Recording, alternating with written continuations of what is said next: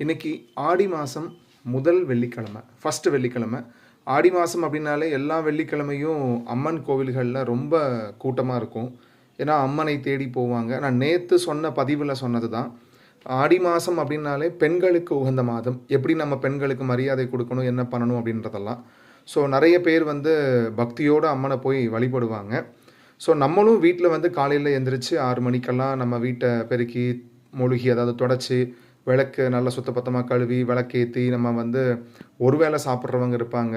இன்றைக்கி வந்து வெங்காயம் அந்த மாதிரி அசைவம் சாப்பிடாம இந்த மாதிரி ஆட்களும் இருப்பாங்க. இந்த மாதம் முழுவதும், ஆடி மாதம் முழுவதும் அப்படி இருப்பாங்க. ஸோ நம்ம இன்றைக்கி ஒரு சின்ன மந்திரத்தை சொன்னாலே நம்மளால் வந்து ரொம்ப ஒரு பாசிட்டிவாக இருக்க முடியும். அந்த அம்மனுடைய அருள் நமக்கு கிடைக்கும். அம்மன் அப்படின்னு சொல்லும்போது உஜ்ஜயினி மாகாளி அம்மன், காளி அம்மன், இந்த மாதிரி நிறைய அம்மன் இருக்கிறாங்க. வராகி அம்மன் ரொம்ப ஸ்பெஷலான ஒரு அம்மன் வந்து இது.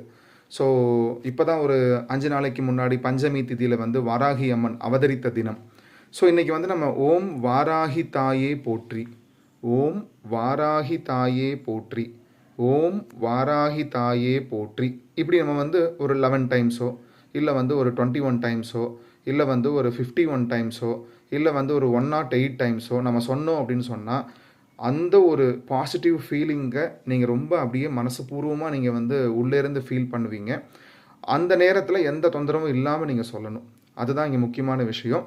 ஸோ நம்ம இதை சொல்ல சொல்ல என்ன ஆகும்னா, நமக்கு அம்மனுடைய அந்த முழு அருள் அப்படின்றது நமக்கு கிடைக்கும்.